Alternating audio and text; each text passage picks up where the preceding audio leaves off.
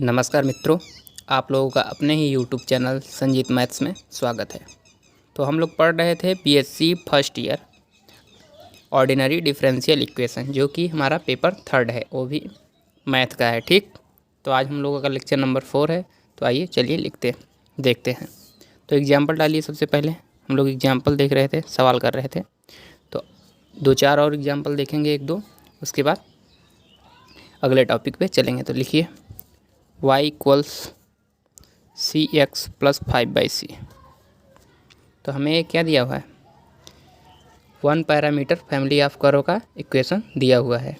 तो इसमें देखिए c 2 जगह पे है, लेकिन पैरामीटर कौन सा है? केवल c, यानी कितने पैरामीटर हैं? 1 पैरामीटर। तो सॉल्यूशन लिखिए इसका। ये मत समझ लीजिएगा कि c यहाँ पर भी है और यहाँ है तो 2 पैरामीटर हुए, नहीं। अगर पूछा जाए पैरामीटर कौन है तो आप बोलेंगे c, यानी कि कितने पैरामीटर हुए? केवल 1 पैरामीटर हुआ। वो भी कौन पैरामीटर हुआ? वो c। तो चलिए लिखते हैं। लिखिए given that the equation of 1 parameter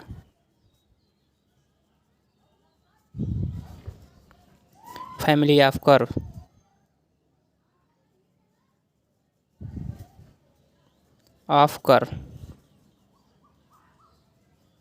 is y equal c x plus 5/c। Equation number 1। इसका क्या निकालना है? डिफरेंशियल इक्वेशन निकालना है। तो अगर 1 पैरामीटर हो तो कितनी बार डिफरेंशिएट करेंगे इस इक्वेशन को? 1 बार। तो लिख लीजिए वेयर c क्या है? पैरामीटर।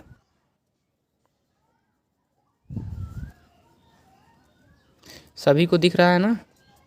जिनको भी ना दिखे वो कमेंट कर सकते हैं कि यहाँ पर नहीं दिख रहा है। तो चलिए लिखिए आगे। तो लिखिए equation first, differentiating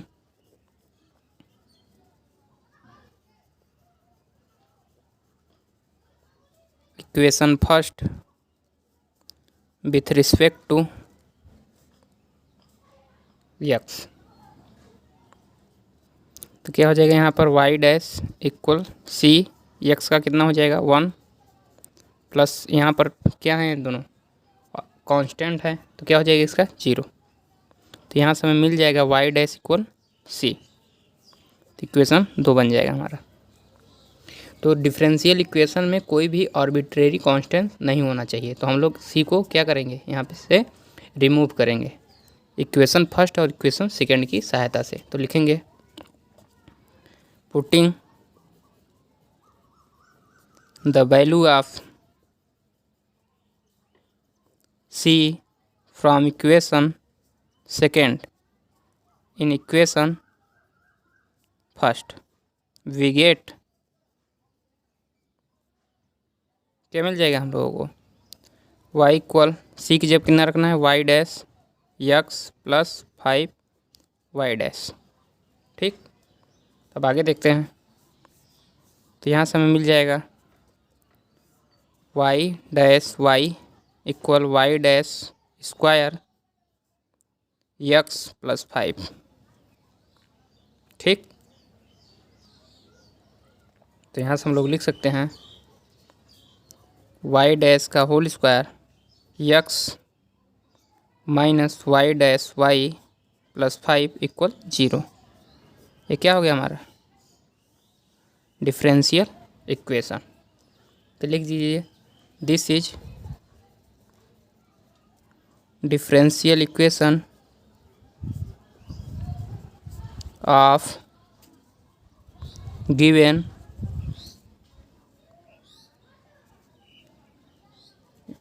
equation of 1 parameter family of curve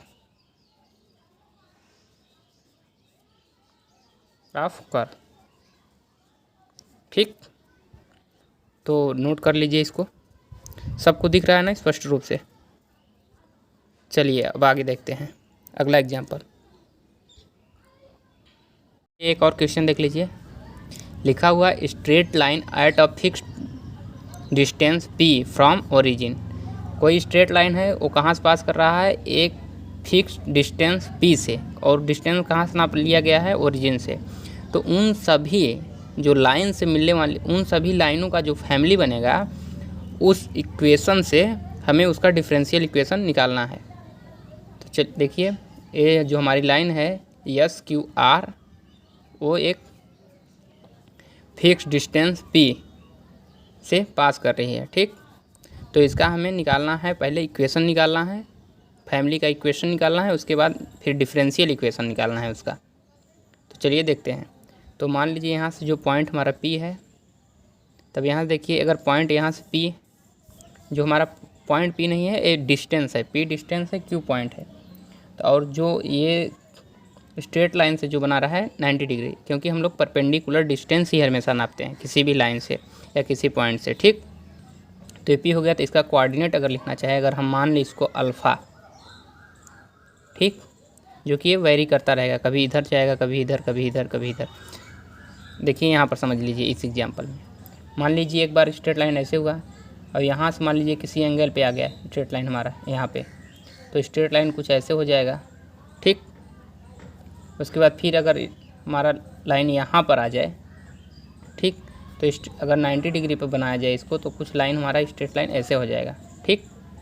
तो यानी इन सभी जो लाइनों से मिल कर बनी है, तो उसे क्या कहेंगे, family of one parameter. Parameter किसको मान रहे हैं, अल्फ़ा, जो कि एंगल है, बार बार बदल रहा है, कभी यहाँ हो जा रहा है, कभी यहाँ हो जा रहा है, कभी यहाँ। तो इन सभी लाइनों से मिलकर जो फैमिली बनेगी वन पैरामीटर की, उसका इक्वेशन हमें फाइंड करना है। उसके बाद हमें जो हमें इक्वेशन मिलेगी one parameter family of line का, कर्व, यहाँ पर कर्व क्या है, लाइन है, कर्व भी कह सकते हैं, लाइन कह सकते हैं, लेकिन यहाँ पर लाइन है, कर्व भी लिख सकते हैं आप लोग, ठीक। तो सबसे पहले हमें इक्वेशन फाइंड करना है, उसके बाद क्या करेंगे हम लोग, उस इक्वेशन से डिफरेंशियल इक्वेशन निकालेंगे उस इक्वेशन का, ठीक। तो चलिए निकालते हैं। तो लिखिए, सॉल्यूशन में हमने डायग्राम बना दिया है, यहाँ पर देख रहे होंगे आप लोग, डायग्राम आप लोगों को समझा दे रहे हैं। सबसे पहले हमने क्या किया, और पहले एक स्ट्रेट लाइन लिया, फिर यहाँ से इस पर परपेंडिकुलर डिस्टेंस डाला, जो कि फिक्स्ड पॉइंट्स वगैरह, फिक्स्ड डिस्टेंस यानी कि कहाँ से पास करेगा, जो हमारा p जहाँ पर एंडिंग पॉइंट होगा, और वो लाइन क्या होगी, परपेंडिकुलर लाइन होगी स्ट्रेट लाइन पे, ठीक। अगर यहाँ पर भी लेंगे तब भी हमें यहाँ से p डिस्टेंस लेना होगा और वहाँ पर परपेंडिकुलर डिस्टेंस नापना होगा। अब इसका कोऑर्डिनेट लिखना चाहें तो हम लोग लिख सकते हैं, इधर क्या हो जाएगा, p cos अल्फ़ा, और ऊपर इधर क्या हो जाएगा, p sin अल्फ़ा, ठीक। तो p cos अल्फ़ा इधर हो जाएगा p sin अल्फ़ा। आप लोग फिगर से देख सकते हैं, एंगल ऐसे ट्रायंगल बनाएंगे तो आप लोगों को दिख जाएगा स्पष्ट रूप से। इस बात को समझ में आ रहा है कि निकाल कर दिखाएं आप लोगों को कैसे आया p cos alpha p sin alpha. चलिए दिखा देते हैं। लिखिए, ट्रायंगल मान लीजिए एक ट्रायंगल हो गया, हम स्पष्ट रूप से इधर दिखा दे रहे हैं, एक बार आप लोगों को बता दे रहे हैं, उसके बाद लिखना शुरू कर रहे हैं। देखिए, एक राइट एंगल ट्रायंगल बन रहा है, ओ ओरिजिन जो हमारा है ओ क्यू एम, क्या है, एक राइट एंगल ट्रायंगल, ठीक। तो इसमें लिखेंगे तो cos अल्फ़ा बराबर लिखेंगे तो क्या हो जाएगा, cos अल्फ़ा बराबर आधार बटे कर्ण, बेस अपॉन क्या बोलते हैं, हाइपोटेनियस, हाँ, बेस अपॉन हाइपोटेनियस। तो कितना हो गया ये, x,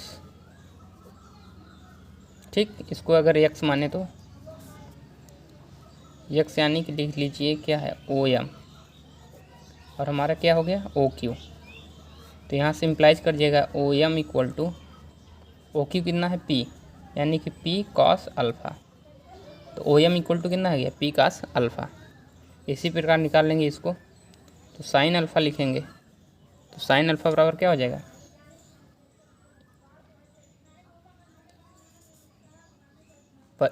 परपेंडिकुलर डिस्टेंस ना, क्या बोलते हैं इसको,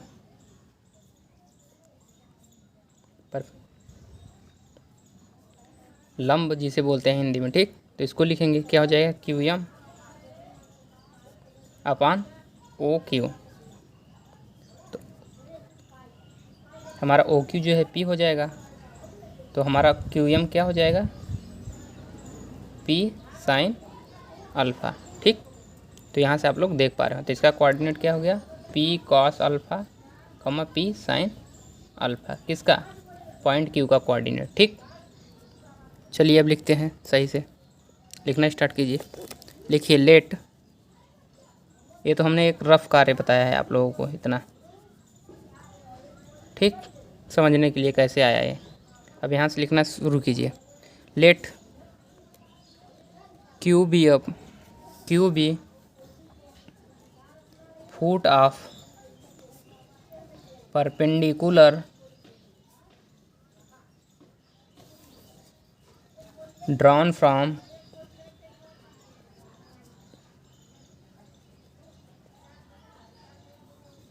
origin to the line।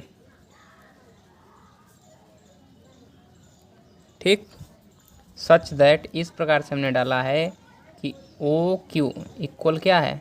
P. ठीक, समझ में आ रहा है आप लोगों को?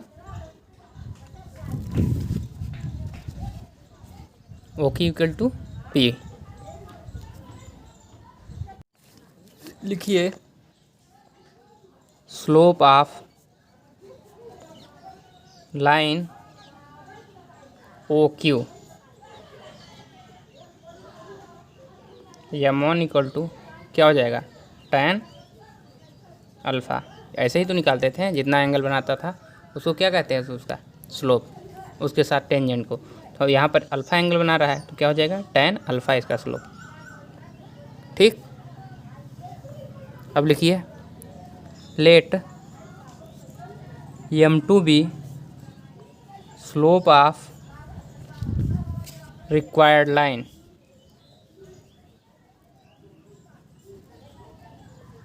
देन तब क्या हो जाएगा? m1 इंटू m2 इक्वल क्या हो जाएगा? -1, क्योंकि ये लाइन ओ क्यू और यस क्यू आर क्या है? परपेंडिकुलर। तो दो लाइनें कब परपेंडिकुलर होती हैं? जब उनके स्लोप का मल्टीप्लिकेशन कितना होता है? -1। ठीक, तो यहाँ पर हमने कर दिया है। ठीक, तो यहाँ से हमें क्या मिल जाएगा? m2 इक्वल -1/m1, और m1 की वैल्यू कितनी है? 1.10 अल्फ़ा। तो यहाँ से हमें मिल जाएगा m2 इक्वल क्या हो जाएगा? कॉट अल्फ़ा माइनस में। ठीक, तो m2 इक्वल हमें मिल गया कॉट अल्फ़ा, यानी दूसरे लाइन किसका? यस क्यू आर का हमें स्लोप मिल गया। m2 equal to minus cot alpha. अब कोऑर्डिनेट हमें पता है, क्या है कोऑर्डिनेट हमारा? p cos alpha and p sine alpha. तो हम इस लाइन का इक्वेशन लिख सकते हैं ना? लाइन का इक्वेशन तो लिखना जानते होंगे, तो लिखिए इक्वेशन ऑफ रिक्वायर्ड लाइन।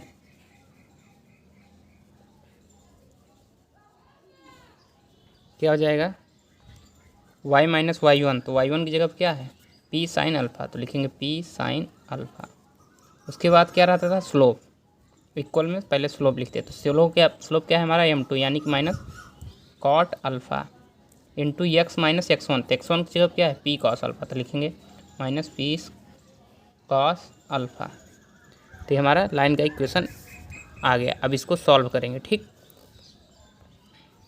इसमें कौन पैरामीटर है? अल्फ़ा। तो हमें क्या करना होगा? p को हटाना होगा। क्या है? p क्या है? कांस्टेंट, और इसमें हमारा क्या है? Arbitrary constant alpha. तो चलिए सॉल्व करते हैं इसको। सॉल्व करेंगे उसके बाद इसका क्या निकालना है? Differential equation. p यहाँ पर पैरामीटर नहीं है। ठीक, p एक फिक्स डिस्टेंस है। पैरामीटर कौन है हमारा? अल्फ़ा। ठीक, तो चलिए आगे देखते हैं। इधर लिख लीजिए, नहीं दिख रहा हो तो जिसको। चलिए सॉल्व करते हैं इसको। तो देखिए अब क्या हो जाएगा। यहाँ से कॉट अल्फ़ा को लिख सकते हैं हम लोग p साइन अल्फ़ा, पहले लिख लीजिए। अब कॉट अल्फ़ा को क्या लिख सकते हैं? कॉस अल्फ़ा बटे साइन अल्फ़ा, और x minus P cos alpha. तो यहाँ से क्या हो जाएगा? मल्टीप्लाई करा दीजिए, तो इधर हो जाएगा y sine alpha minus P sine square alpha. इधर भी मल्टीप्लाई करा दीजिए, तो minus cos alpha into x, minus minus क्या हो जाएगा? p plus p cos square alpha. तो यहाँ से इम्प्लाइज कर जाएगा, क्या हो जाएगा, वाई साइन अल्फ़ा, इधर माइनस है, इधर आएगा तो क्या हो जाएगा, plus x cos alpha equal, इधर ले आइए इसको, तो हो जाएगा P cos square alpha, P common ले लें यहाँ से और यहाँ से, तो क्या हो जाएगा, और प्लस साइन स्क्वायर अल्फ़ा। तो यहाँ से क्या हो जाएगा, y sine alpha plus x cos alpha equal p cos square plus sine square, क्या हो जाएगा, 1, तो यानी कि 1 हो जाएगा इनटू में। तो यहाँ से हो जाएगा y sine alpha plus x cos alpha equal p. Equation मान लीजिए कोई, इसके पहले कोई इक्वेशन माना गया था इसको, अगर नहीं माना गया तो मान लीजिए इक्वेशन क्या है, 1। ठीक, तो लिख लीजिए वेयर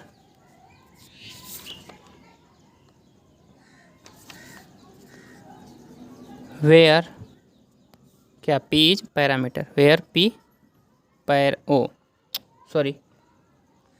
अल्फ़ा क्या है, पैरामीटर। ठीक, यह अल्फ़ा रहा। अब क्या करना है, हमें निकालना है इसका डिफरेंशियल इक्वेशन। ठीक, तो लिखिए या लिख लीजिए इक्वेशन फर्स्ट, पहले represent one parameter family of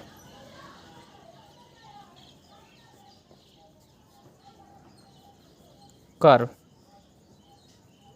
ठीक, तो हमारा इक्वेशन मिल गया, 1 पैरामीटर फैमिली ऑफ कर्व। अब क्या करना है, हमें इसका डिफरेंशियल इक्वेशन निकालना है। तो लिखिए differentiating equation first with respect to, किसके रिस्पेक्ट में, एक्स। तो क्या हो जाएगा, वाई डैश साइन अल्फ़ा का साइन अल्फ़ा ही रहेगा क्योंकि अल्फ़ा क्या है, पैरामीटर, प्लस एक्स का क्या हो जाएगा, 1 cos alpha equal to p का क्या हो जाएगा, 0। कुछ लोग ये सोच रहे होंगे कि साइन अल्फ़ा का क्यों नहीं किया गया है यहाँ पर डिफरेंशिएशन और कास अल्फ़ा के, क्योंकि साइन अल्फ़ा जो पैरामीटर है एक आर्बिट्रेरी कांस्टेंट है। अगर एक कांस्टेंट है तो साइन अल्फ़ा भी क्या हो जाएगा, एक कांस्टेंट हो जाएगा। ठीक, समझ में आई बात। तो चलिए आगे देखते हैं। तो लिख सकते हैं यहाँ पर y dash sine alpha equal क्या लिख सकते हैं, माइनस कॉस अल्फ़ा। तो यहाँ से आ जाएगा वाई डैश इक्वल क्या आ जाएगा, minus cos alpha by sine alpha. तो यहाँ से लिख सकते हैं हम इसको, क्या लिख सकते हैं, माइनस कॉट अल्फ़ा। तो यहाँ से इम्प्लाइज कर जाएगा cot alpha equal minus 1 by y dash.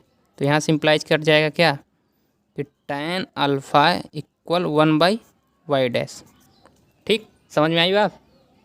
कुछ लोगों को यहाँ नहीं समझ में आ रहा होगा कैसे डायरेक्ट आ गया। तो देखिए कॉट अल्फ़ा को लिख सकते हैं 1/tan अल्फ़ा, और यहाँ से हमारा वाई डैश है, अब इसे ऊपर ले जाइए, tan alpha equal 1/y dash, minus रहेगा यहाँ पर। समझ में आ गई बात।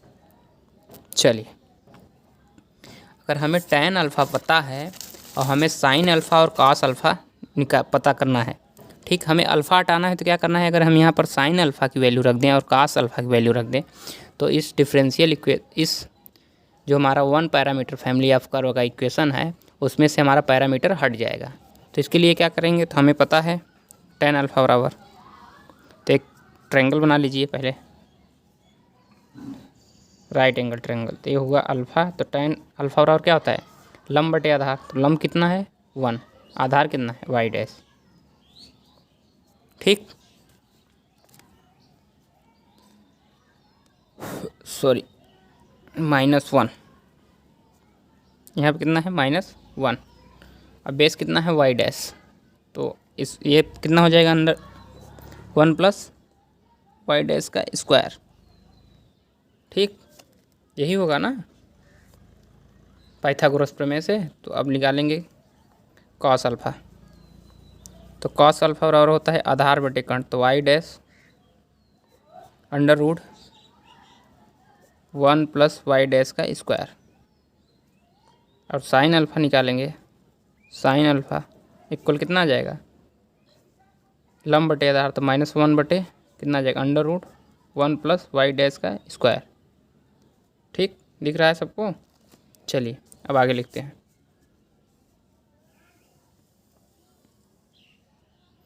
तो यहाँ से आ जाएगा हमारा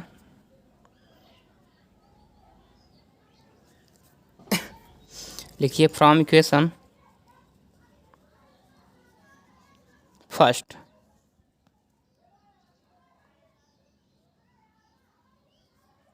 बिगेट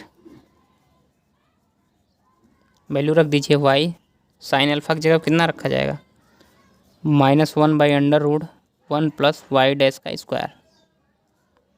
फिर यक्स कॉस अल्फा की जगह कितना रखा जाएगा,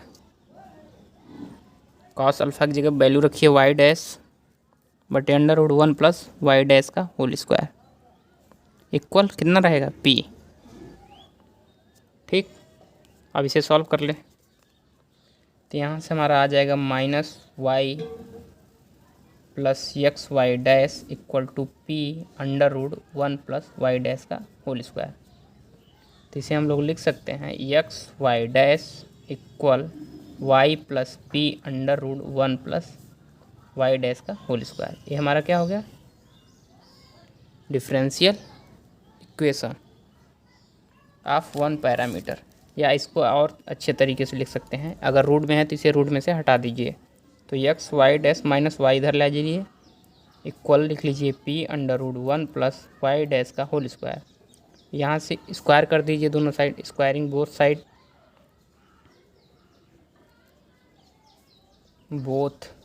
साइड क्या हो जाएगा, x y dash minus y का whole square equal to p²1 + y dash का होल स्क्वायर।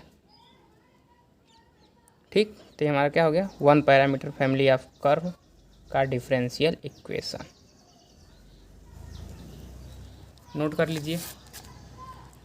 जिसको भी बातें नहीं समझ में आ रही हैं वो कमेंट कर सकते हैं कि हमें यहाँ नहीं समझ में आया। ठीक, चलिए आगे देखते हैं। अब अगला क्वेश्चन लिखिए। अगला क्वेश्चन है circle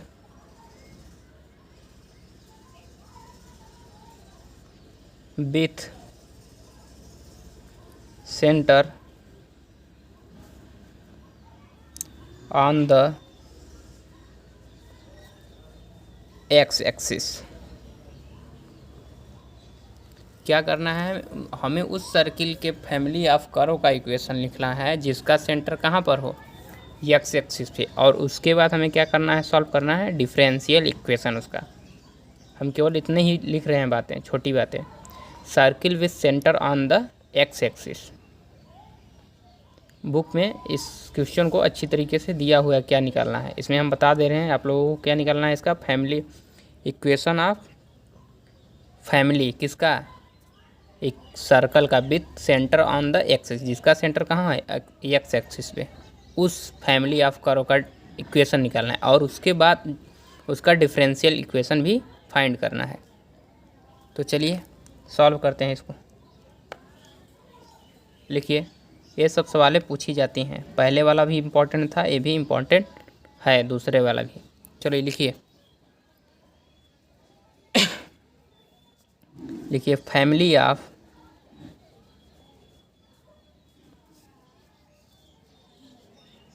all the parabola, all the circle whose center lies on the x-axis given by x square plus y square plus 2gx plus c equal to 0। अब कुछ लोगों की ये बातें नहीं समझ में आ रही हैं कि ये कहाँ से आ गया, कैसे आ गया, तो आप लोगों को हम अभी समझा दे रहे हैं। देखिए, जो सर्किल का इक्वेशन होता है जनरल सर्किल का, तो वो होता है x square plus y square plus 2gx plus 2fy plus c equal 0। ये हमारा इक्वेशन होता है सर्किल का। ठीक, अगर सर्किल बोल रहा है यहाँ पर, जो हमारा सर्किल है वो कहाँ पर हो, उसका सेंटर एक्स एक्सिस पे, और ये होता है जनरल, जो कि ना एक्स एक्सिस पे हो ना वाई एक्सिस पे हो, ठीक, कि इधर कहीं प्लेन में हो, तब हमारा इक्वेशन आता है। लेकिन बोल रहा है जो हमारा सर्किल है वो कहाँ पर हो, उसका सेंटर एक्स एक्सिस पे। एक्स एक्सिस पे अगर सेंटर हो तो उसका अगर सेंटर का कोऑर्डिनेट लिखा जाता है तो क्या लिखा गया जाएगा, जी कामा 0। लेकिन यहाँ पर यदि सेंटर का कोऑर्डिनेट लिखना होता तो जी माइनस एफ, तो यहाँ पर एफ़ की वैल्यू कितनी हो गई, 0। तो यहाँ पर हम लोग एफ़ की वैल्यू क्या रख दिए, 0। तो यहाँ से जैसे ही यहाँ पर एफ़ की वैल्यू 0 रखेंगे तो ये वाला टर्म क्या हो जाएगा, गायब। तो हमारा जो इक्वेशन मिलकर आएगा, ये वाला इक्वेशन फर्स्ट वाला मिलकर आएगा। तो इस बात को मत लिखिएगा, आप लोग अलग से लिख लीजिएगा नोट में, जो हमारा सर्किल का इक्वेशन होता है। लेकिन जो हम यहाँ पर लिखे हैं अभी, वो उस सर्किल का इक्वेशन है जिसका सेंटर कहाँ लाई कर रहा है, एक्स एक्सिस पे। ठीक, समझ में आ रही है आप लोगों को बात। चलिए आगे देखते हैं। चलिए देखिए, हमारा किसका इक्वेशन है, उस सर्किल का इक्वेशन है जिसका सेंटर कहाँ लाई कर रहा है, एक्स एक्सिस पे।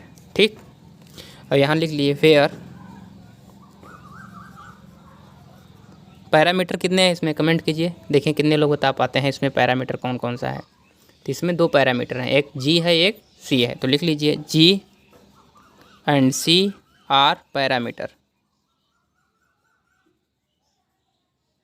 तो बताइए इस इक्वेशन को कितनी बार डिफ्रेंशिएट करेंगे, इसका अगर इक्वेशन निकालना हो तो कितने लोग बता सकते हैं, 2 बार, क्योंकि इसमें कितने पैरामीटर हैं, 2 पैरामीटर हैं।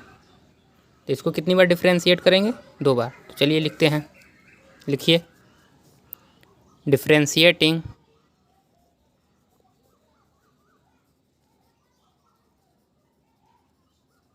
Equation first with respect to x.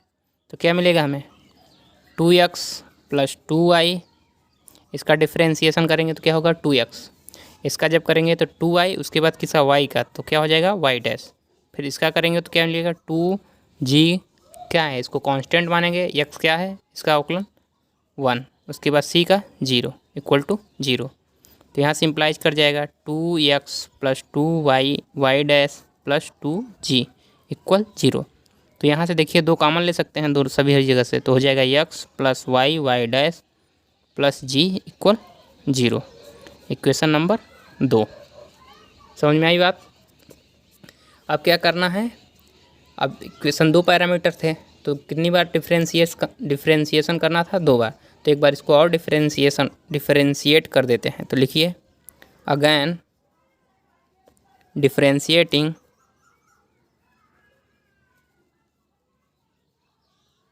Equation second with respect to x.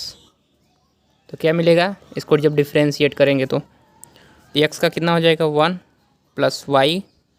यहाँ देखिए 2 फंक्शन है, एक वाई है एक वाई डैश, तो दोनों का करेंगे मल्टीप्लिकेशन में। तो पहले वाई को बाहर लेते हैं, वाई डैश को करेंगे तो क्या हो जाएगा, y double dash, plus y dash को बाहर लेंगे तो वाई का करेंगे तो क्या आ जाएगा, वाई डैश, प्लस जी का करेंगे तो 0 इक्वल टू 0। तो यहाँ से कितना मिल गया हमें, 1 plus y y double dash plus y dash का होल स्क्वायर इक्वल टू 0। समझ में आ रहा है आप लोगों को ये बातें।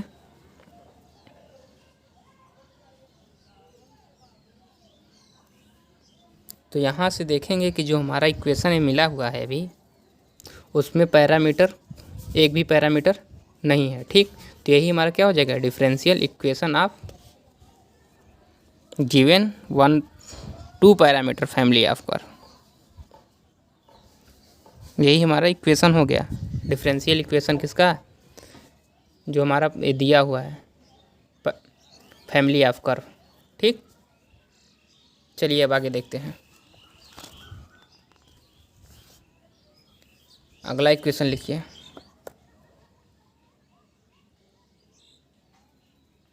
अगला क्वेश्चन लिखिए।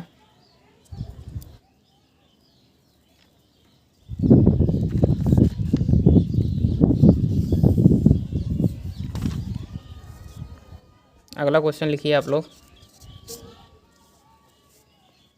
ऑल द सर्किल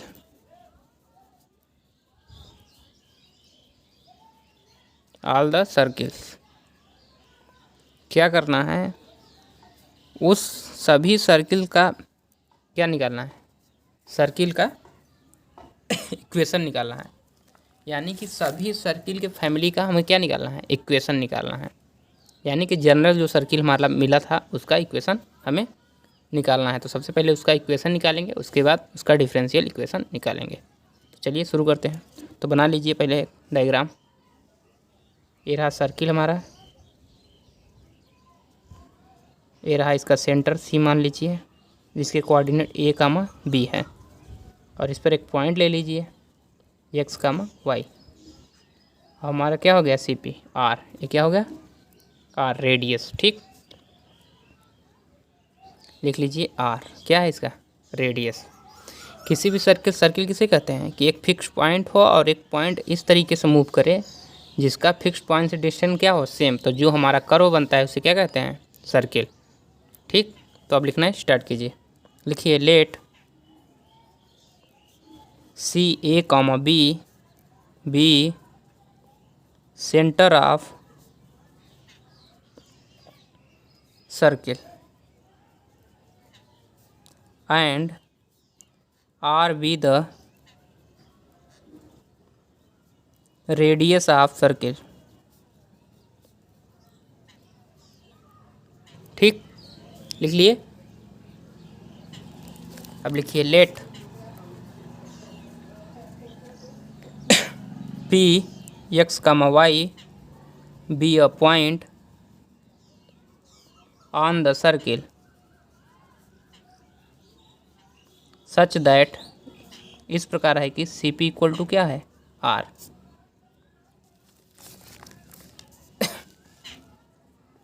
या लिख सकते हैं क्लियरली सी पी क्या है, यहाँ से डिस्टेंस है, तो सी पी इक्वल टू क्या लिखते हैं, सी पी हमारा अगर डिस्टेंस है तो सी पी का डिस्टेंस कैसे निकालेंगे, एक्स माइनस एक्स वन का होल स्क्वायर ना। सी पी का स्क्वायर कर सकते हैं, पहले कर दीजिए स्क्वायर, हो जाएगा c p square equal to r square. तो और सी पी हमारा डिस्टेंस है, डिस्टेंस टू पॉइंट के बीच का डिस्टेंस कैसे निकालते हैं हम लोग, टू पॉइंट के बीच का डिस्टेंस कैसे निकाला जाता है बताइए आप लोग। चलिए लिखिए डिस्टेंस टू पॉइंट के बीच का कैसे निकाला जाता है, एक्स माइनस एक्स वन, तो एक्स की जगह है एक्स वन की जगह पे ए का whole square plus y minus y one यानी कि बी का होल स्क्वायर। अंडर रूट में रहता है लेकिन यहाँ सी पी स्क्वायर है तो रूट हट जाएगा। इसके बाद आर स्क्वायर। तो लिखिए इक्वेशन फर्स्ट हमें क्या मिल गया, किसका इक्वेशन मिल गया सर्किल का। तो लिखिए equation first represent standard equation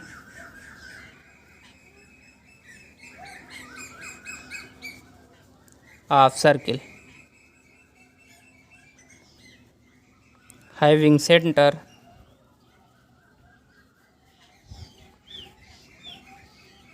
a comma b and radius r।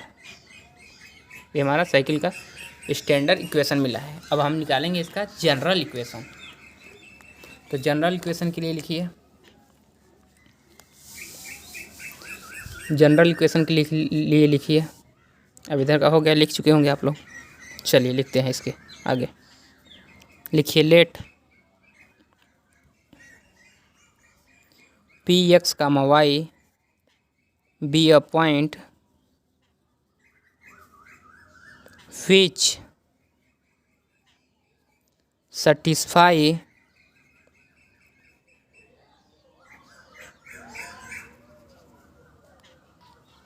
satisfied given relation।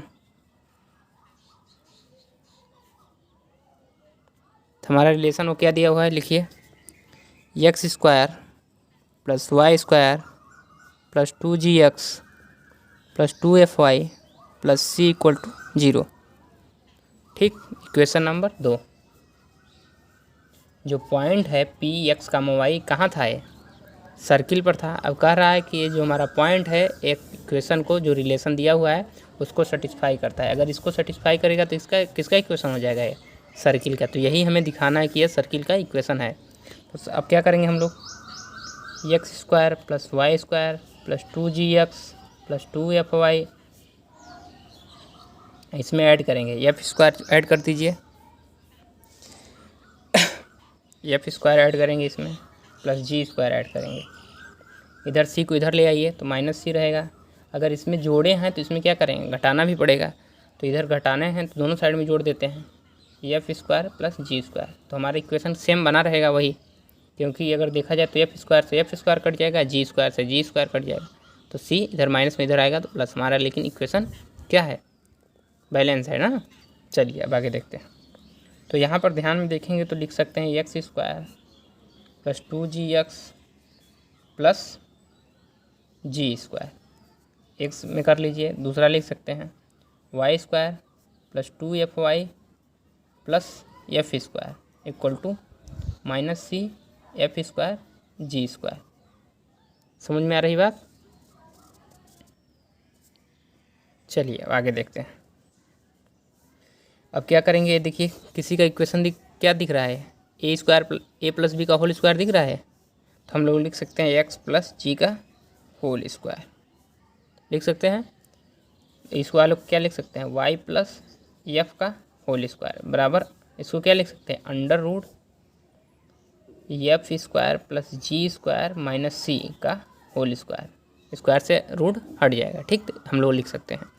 अब आगे देखें, इसको लिख सकते हैं एक्स माइनस माइनस जी का whole square plus y minus minus में एफ का whole square. Minus minus plus हो जाएगा, माइनस माइनस प्लस हो जाएगा। तो यानी इसको हम इस तरीके से लिख सकते हैं, तो equal under root f square plus g square minus c का होल स्क्वायर। तो हमारा ये क्या हो जाएगा, क्वेश्चन नंबर थर्ड। तो हमारा जो क्वेश्चन नंबर थर्ड है वो देखिए क्या, जो हमारा स्टैंडर्ड इक्वेशन आया था उसको कोई नंबर नाम दिए थे, हाँ इक्वेशन नंबर 1। तो उससे देखिए मैच कर रहा है कि नहीं। तो जो यहाँ पर लिखा हुआ है एक्स माइनस, वहाँ पर जो था उसको देखिए, तो हमारा इसका सेंटर क्या हो गया, minus g comma minus f, और रेडियस क्या हो गया, f square plus g square minus c, ठीक। तो यहाँ लिखेंगे इक्वेशन थर्ड रिप्रेजेंट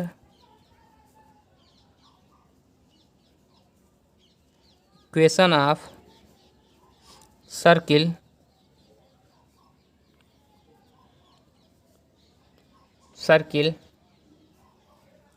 विच, जो कि हैविंग सेंटर, क्या सेंटर होगा, minus g comma minus f and radius क्या होगा इसका, under root f square plus g square minus c. तो यहाँ से क्लियर हो गया कि जो हमारा इक्वेशन नंबर सेकेंड हो किसका इक्वेशन है, सर्किल का। तो लिखेंगे hence equation number second is also equation of circle having radius कितना, f square g square minus c and centre क्या होगा इसका, माइनस जी का माइनस एफ। तो हमें मिल गया सर्किल का इक्वेशन, जितने भी आल सर्किल का इक्वेशन। इसमें कितने पैरामीटर हैं बताइए आप लोग, 3 पैरामीटर, कौन कौन से, जी एफ और सी, ठीक। तो इसे लिख लीजिए यहाँ पर,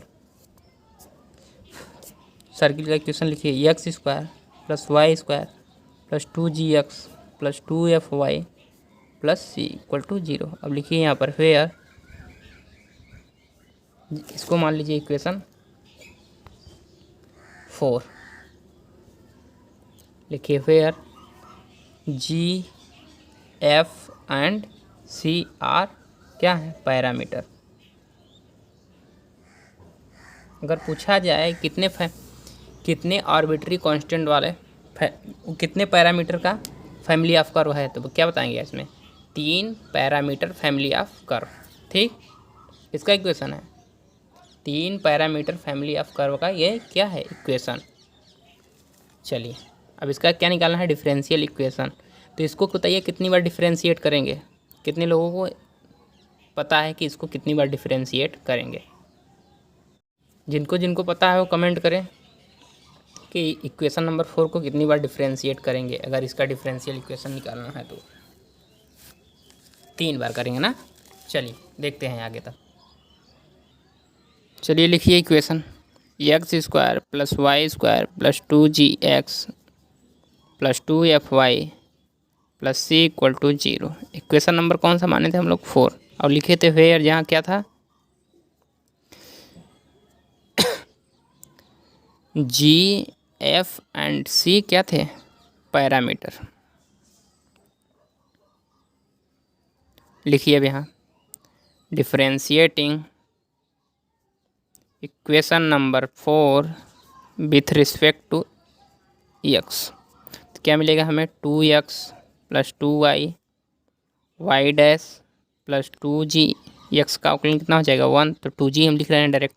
एक्स स्क्वायर का समझ में आ रहा है ना, डिफरेंशिएशन 2x, वाई स्क्वायर का 2y, फिर y का क्या करेंगे, वाई डैश 2g, एक्स का कितना हो जाएगा 1। अब यहाँ लिखेंगे 2fy। तो यहाँ देखिए 2 है, f कांस्टेंट ही है, यहाँ पर भी g कांस्टेंट था, y का कितना लिखेंगे, वाई डैश, c का क्या हो जाएगा 0 इक्वल टू 0। अब थोड़ा स्मार्ट बनिए आप लोग, हर चीज़ें नहीं लिखी जाएंगी, छोड़ छोड़ कर लिखी जाएंगी, क्योंकि इन छोटी छोटी बातों से ही आपका समय बचेगा और एग्ज़ाम में यही समय बचाना ही आप लोगों के लिए काफ़ी फ़ायदेमंद होगा। तो लिखिए यहाँ पर, अब देखिए यहाँ पर सारी चीज़ें 2 सभी में है तो 2 कॉमन हो जाएगा। अब यहीं से डायरेक्ट हटा के लिखेंगे हम, तो लिख सकते हैं x plus y y dash plus g plus 2f y dash equal to 0। Equation number 5। चलिए लिखिए डिफरेंशिएटिंग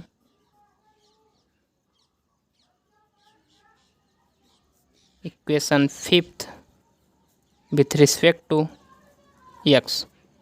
तो यहाँ से क्या मिल जाएगा हम लोगों को, एक्स का 1। अब इसको करिए, देखिए 2 चीज़ें मल्टीप्लाई में हैं, 2 फंक्शन, तो कैसे निकलेंगे, पहले का लिखेंगे, दूसरे का करेंगे तो वाई डबल डैश। अब क्या करेंगे, वाई डैश को बाहर ले लेंगे, और वाई का करेंगे तो वाई डैश एक और आएगा मल्टीप्लिकेशन में, ठीक। तो इसको क्या लिख सकते हैं, वाई स्क्वायर। अब जी का क्या हो जाएगा 0, तो हम नहीं लिखेंगे, डायरेक्ट हटा दे रहे हैं उसको। अब 2f का लिखेंगे 2fy double dash equal to 0। तो यहाँ से इक्वेशन कितना हो गया, ये इक्वेशन 6। 2 बार डिफरेंशिएट कर चुके हैं, एक बार और करेंगे अभी, क्योंकि कितने पैरामीटर थे, 3, तो एक बार और करेंगे इसको। तो लिखिए डिफरेंशिएटिंग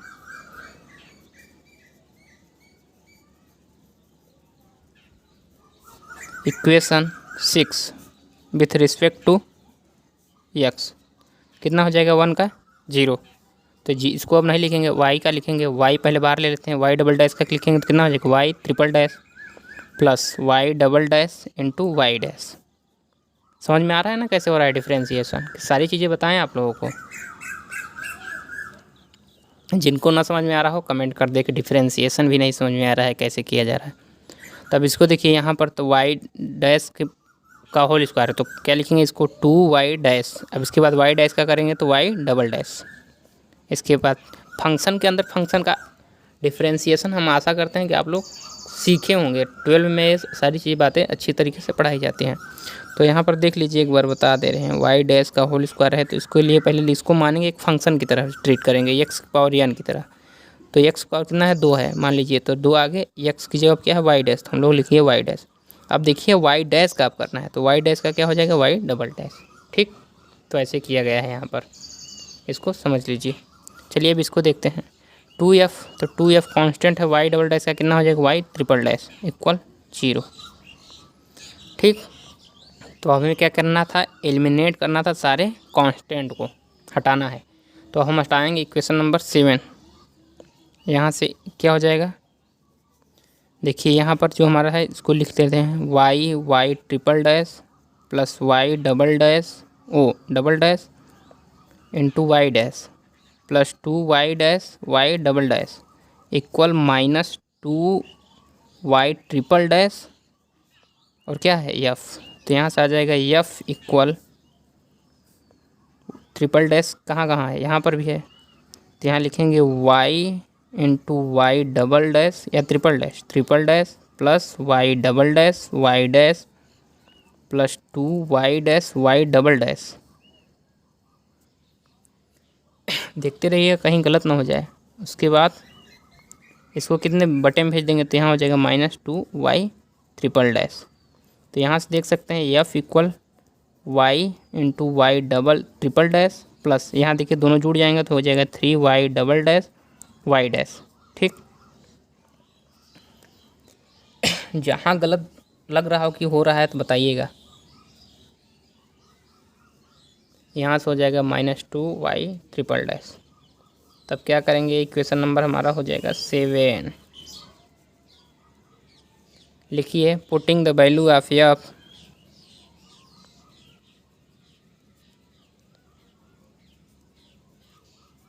फ्रॉम इक्वेशन 7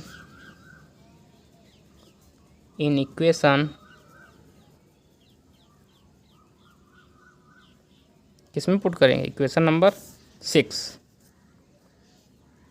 तो क्या मिल जाएगा, वी गेट, यहीं से लिख लीजिए नीचे भी जगह है, we get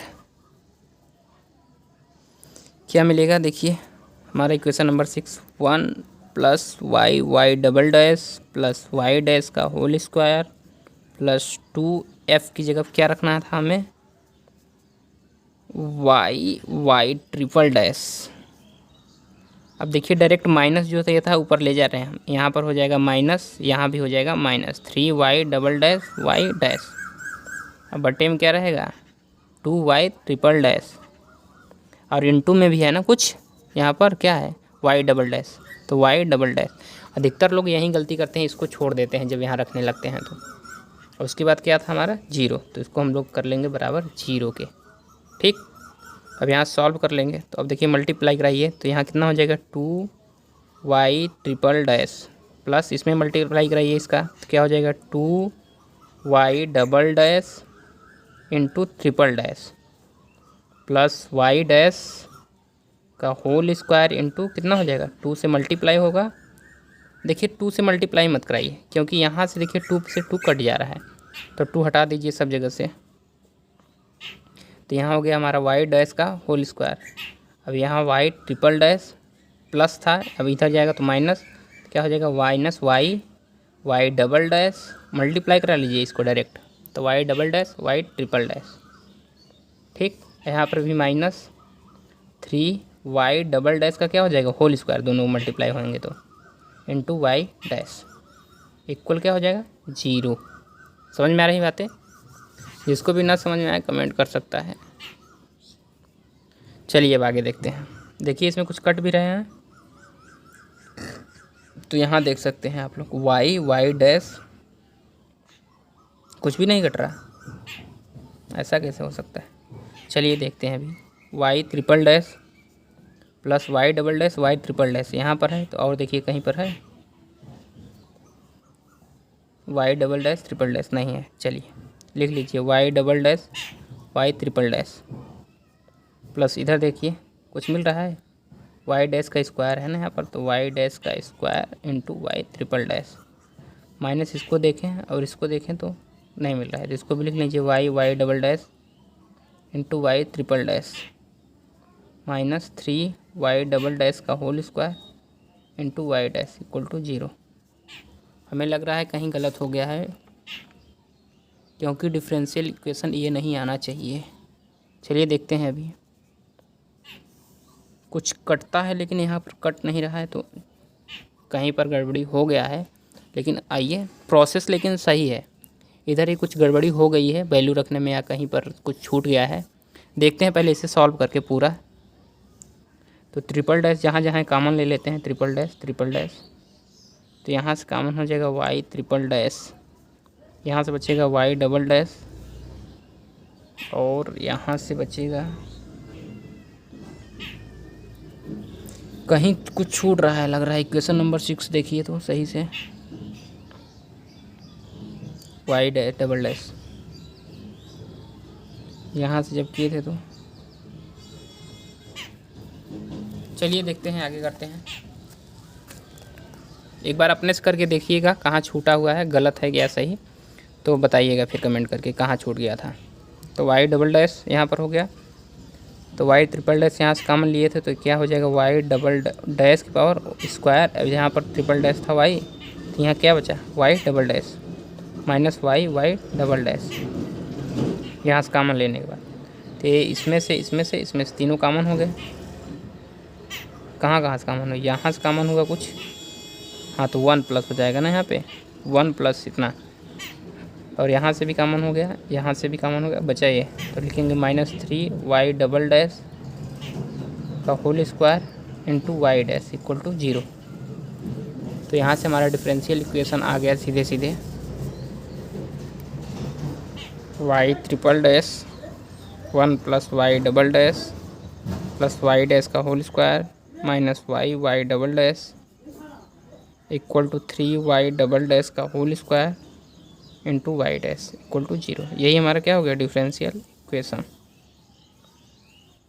of all family of circle.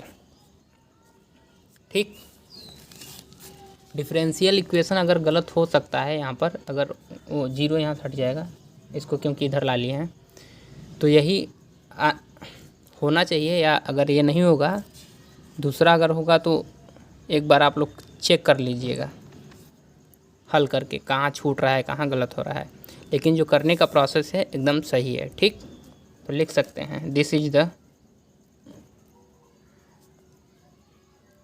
Differential equation of all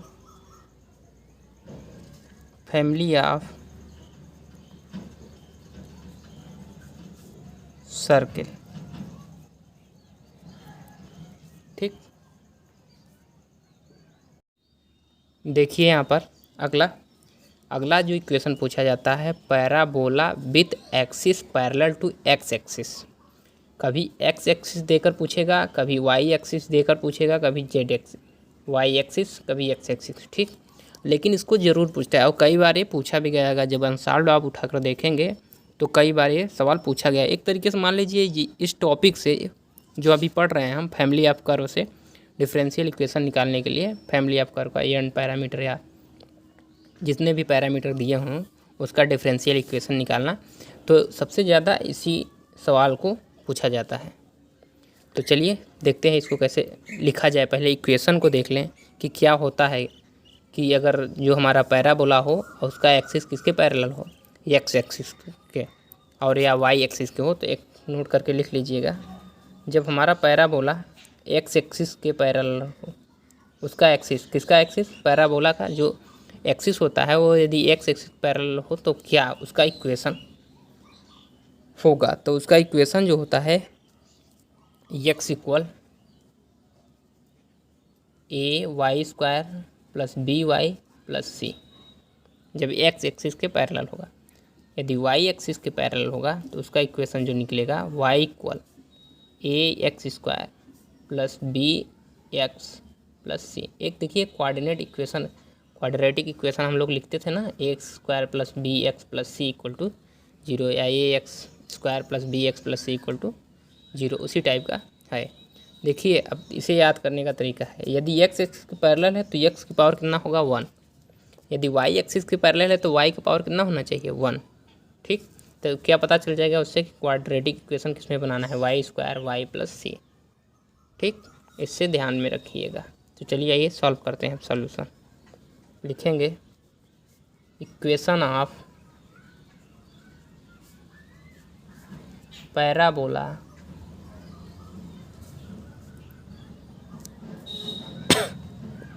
with axis parallel to x axis is x equal a y square plus b y plus c equal to 0, हमारा equation number 1। जहाँ पर लिख लीजिए where a b and c are क्या हैं parameter.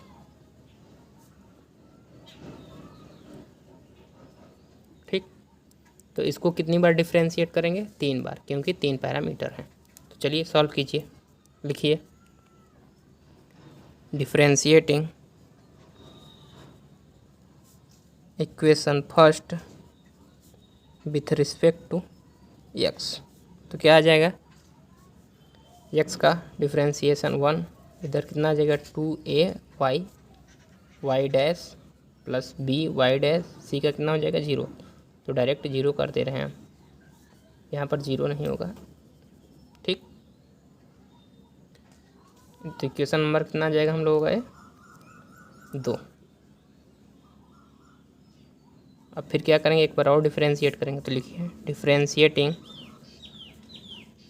Equation second with respect to x। तो क्या हो जाएगा इधर 0। अब इसका करेंगे तो 2a कांस्टेंट है। अब इसका करेंगे y बाहर, y डैश का करेंगे तो y double dash plus y dash. अब इसका करेंगे तो y डैश और आएगा इनटू में, तो क्या हो जाएगा स्क्वायर, ठीक। कोष्टक बंद plus b y double dash, ठीक। समझ में आ रही बात? चलिए, तो एक तरीका ये हो सकता है कि यहाँ से 2a की वैल्यू निकाल कर यहाँ पर रख दें, ठीक, रख सकते हैं ना। तो रख दीजिए या एक बार और डिफ्रेंशिएट कर दीजिए, उसके बाद रखिए, जो आप लोगों की इच्छा हो। कैसे करें? रख दें उसके बाद डिफ्रेंशिएट करें? चलिए करते हैं, एक बार और डिफ्रेंशिएट कर देते हैं, उसके बाद ही रखेंगे, या रख ही देते हैं। तो रखिए, यहाँ से 2a की वैल्यू कितने आ जाएगी, यहाँ से निकाल लेते हैं, इसमें रख देते हैं इसका वैल्यू, या डिफ्रेंशिएट कर देते हैं। चलिए डिफ्रेंशिएट कर देते हैं, तो इसको मान लीजिए इक्वेशन नंबर 3। लिखिए डिफ्रेंशिएटिंग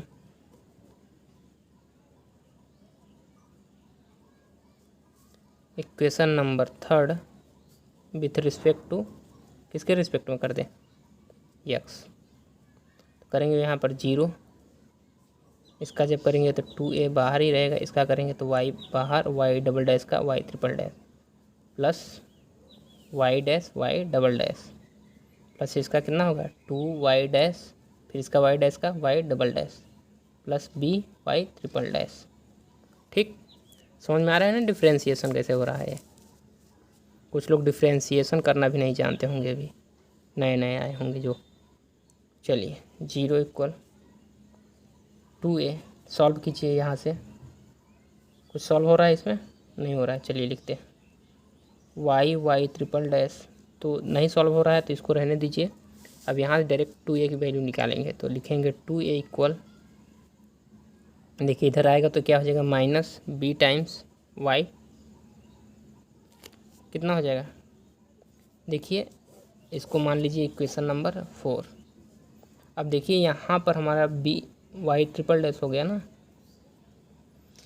क्या करेंगे कि यहाँ से इन दोनों की सहायता से 2a की वैल्यू निकालेंगे और यहाँ पर पुट कर देंगे, ठीक, इक्वेशन नंबर 4 में। तो हम लोग लिखेंगे इक्वेशन नंबर, दिख रहा ही रहेगा, लिखिए equation number 3 minus equation number, तब भी गलत हो जाएगा, रुक जाइए, कुछ छूट रहा है हम लोगों से। ठीक है, चलिए करते हैं आगे। 2a की वैल्यू यहाँ से निकालेंगे, पहले इनकी सहायता से निकाल लेते हैं 2a की वैल्यू। तो यहाँ से क्या करना है हम लोगों को, 2a की वैल्यू आ जाएगी, यहाँ से नहीं आएगी ना। तो यहाँ देखिए 2a की वैल्यू है, यहाँ b की वैल्यू है, तो कुछ कट रहा है कहीं पर? कुछ भी नहीं कट रहा है क्या? चलिए देखते हैं कैसे करते हैं, इसको निकालिए पहले। तो 2a की वैल्यू यहाँ से निकाल लीजिए, यहीं से इक्वेशन नंबर 4 से। तो देखिए यहाँ पर 2a की वैल्यू आ चुकी है हम लोगों की, इतना। तो अब क्या करेंगे, इस 2a की वैल्यू को कहाँ पुट कर देंगे? इक्वेशन नंबर 3 में रख देंगे। तो इक्वेशन नंबर 3 में रखते हैं 2a की वैल्यू, तो क्या हो जाएगा 0 इक्वल 2a की वैल्यू रखेंगे तो कितना आ जाएगा हमारा minus b y triple dash into में क्या था y y double dash plus y dash square plus b y dash, यही था। तो हमारा लिख लीजिए y y triple dash plus y dash y double dash plus 2y dash y double dash. ठीक, यही था, कुछ इसी तरीके से था। तो यहाँ पर हम लोग ध्यान नहीं दिए, इस दोनों को ऐड कर सकते हैं। तो लिख लीजिए 0 equal minus b y triple dash into y y double dash plus y dash का होल स्क्वायर बटे में ये माइनस क्या है, बाहर है इसके पूरे के माइनस। ठीक, तो यहाँ लिख सकते हैं y triple dash plus 3y dash y double dash plus b y dash. तो यहाँ से 0 हो जाएगा, यहाँ से b कॉमन ले लेंगे तो b बाहर हो जाएगा। तो यहाँ बचेगा वाई ट्रिपल डैश माइनस में मल्टीप्लाई करा लीजिए अंदर, तो हो जाएगा वाई वाई डबल डैश। ठीक, फिर माइनस माइनस हो जाएगा, तो यहाँ बचेगा y triple dash plus into y dash का होल स्क्वायर। अब देखिए यहाँ प्लस है तो इसको लिखेंगे प्लस, अब इसका यहाँ से एलसीएम ले लेंगे। तो लिखेंगे एलसीएम निकाल के तो क्या हो जाएगा y y dash y triple dash plus, ठीक, 3y dash square y double dash बटे में क्या हो जाएगा y y triple dash plus 3y dash y double dash. अब देखिए यहाँ से समझने वाली बात यहाँ पर है कि b तो 0 होगा नहीं, या तो b 0 होगा या तो a 0 होगा। यहाँ पर यदि b 0 नहीं है तो कौन 0 होगा, a 0 होगा। तो इसको क्या कर देंगे 0 के इक्वल कर देंगे। तो यहाँ हो जाएगा हम लोगों का कुछ सॉल्व हो रहा है इसके अंदर, देखिए अंदर में तो y triple dash y double dash कहीं पर है, y triple dash y dash y है, डबल डैश वाला नहीं है। तो चलिए सॉल्व करते हैं। Y triple dash y dash square है, नहीं है, चलिए सॉल्व कर लेते हैं। तो इधर आएगा ये 0 हो जाएगा, तो क्या बचेगा हमारे पास y triple dash into y y double dash minus y triple dash into y dash square plus 3y dash y double dash equal 0। तो यहाँ से मिल जाएगा हमें, क्या मिलेगा 3y dash y double dash equal minus इधर आएगा तो प्लस हो जाएगा y triple dash into y y double dash minus था तो प्लस हो जाएगा y triple dash y dash whole square. ठीक, तो यहाँ से भी सॉल्व कर सकते हैं कुछ इसको, तो सॉल्व कीजिए इसको भी अगर कुछ सॉल्व कर पा रहे हैं तो 3y dash y double dash यहाँ पर कुछ कॉमन हो रहा है तो कॉमन ले सकते हैं y triple dash, y dash तो है ही नहीं तो y y double dash plus y dash का होल स्क्वायर, कुछ यही बनेगा हम लोगों का डिफरेंशियल इक्वेशन। तो क्या हो गया हम लोगों का डिफरेंशियल इक्वेशन। तो लिख लीजिए this is the differential equation